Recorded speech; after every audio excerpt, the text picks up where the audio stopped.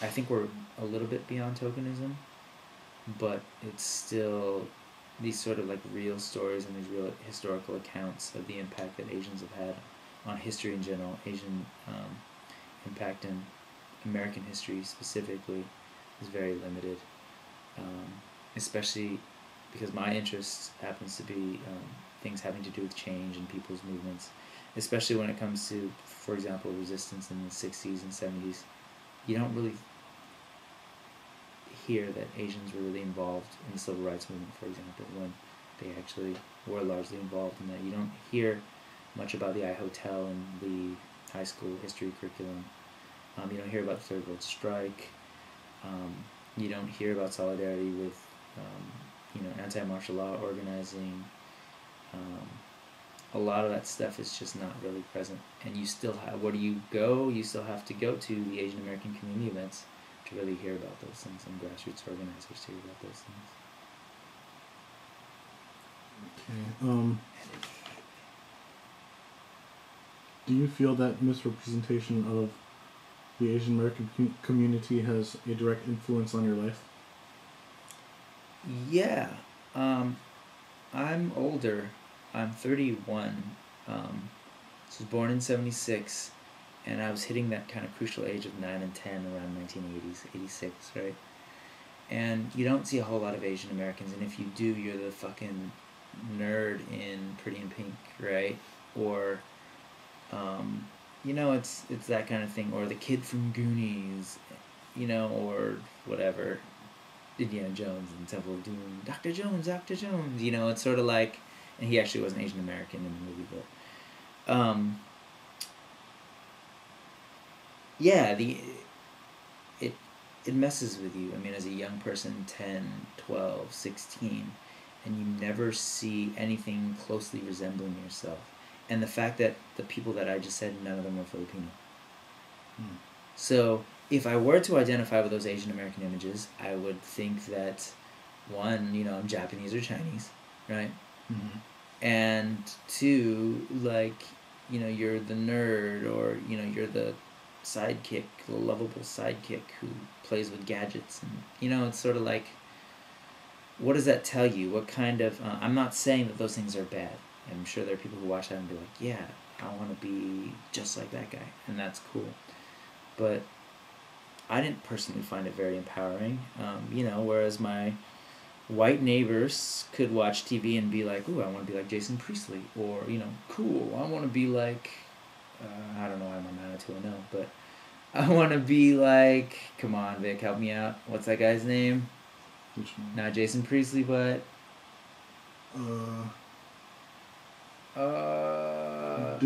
Dylan.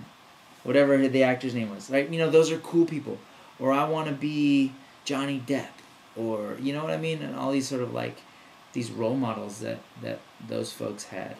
And so the identity issue was a big one. And I hate to sort of limit it to that, but I just want to point out that that's a real thing. When you're doing your identity foundation and trying to have a healthy self-image, all that whole thing about, oh, my eyes are differently shaped, or my nose, or whatever, and you see like the pinnacles of what's supposedly attractive in these sort of white male role models, and you're like, wow, I don't look like them, so perhaps I'm not attractive, and perhaps there's something wrong with my brown skin, or there's something wrong with, my dark hair, or whatever. And yeah, does it mess with you? It definitely messes with you. That's the identity stuff. In terms of misrepresenting our community, yeah. I mean, I didn't see anything growing up talking about my experience as an Asian American and what it was like to, for example, go to school and on the way to school be called a chink, or to be jumped, or to be, like, asked, why are you here at this show? When, you get jumped by punk rock skins, and you're kind of like, oh, I guess I'm not supposed to be here.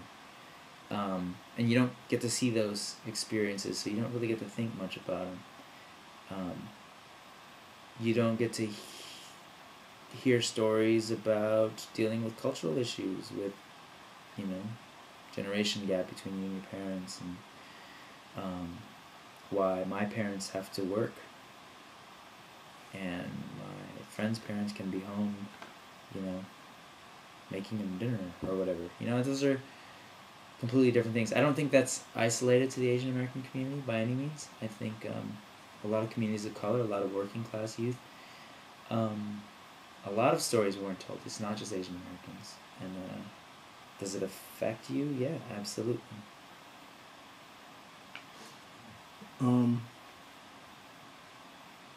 If there is one thing you can change right at this minute when it comes to misrepresentation of Asian Americans, what would you change and why?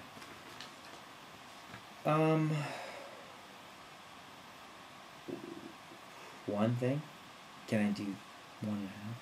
Sure.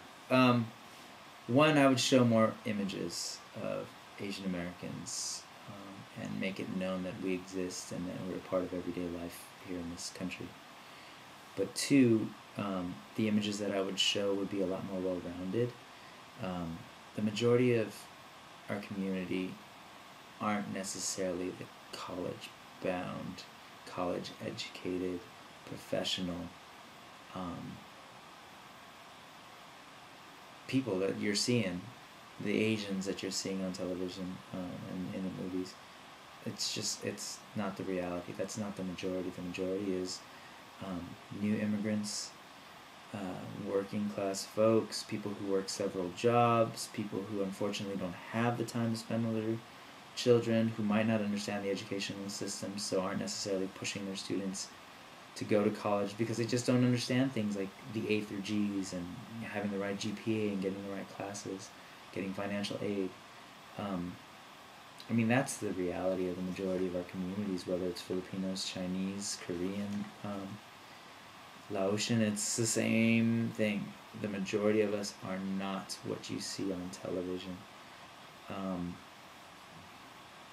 And I would argue that, and I don't have any hard facts, but I would argue that the majority of us don't have nice sports cars and nice Hondas and souped up, Integras. I think I just dated myself, but yeah, those images I think are really shallow and really limiting and misleading. Okay. In your opinion, is misrepresentation a problem in the Asian American community alone, or are others facing misrepresentation as well? Yeah, I kind of said that earlier, but I think bottom line is you have to look at, are we talking mainly media or everything in sort of our cultural environment? Everything, media and education and it all, the whole shebang. Yeah.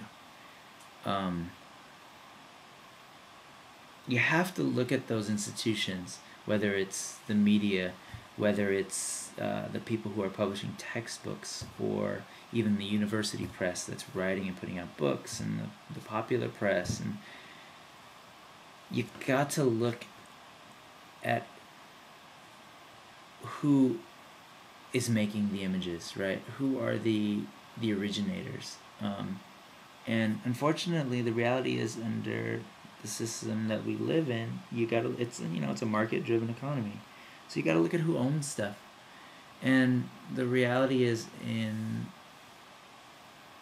the 21st century United States, the majority is not owned by people of color, people who work for a living, women, LGBTQI folks. These communities, anyone who sort of doesn't own and isn't able to produce these things and mass market these things and throw things on the airwaves or through cable, that's not us. We don't control that. And because we don't control that, I think we don't get fairly and fully represented.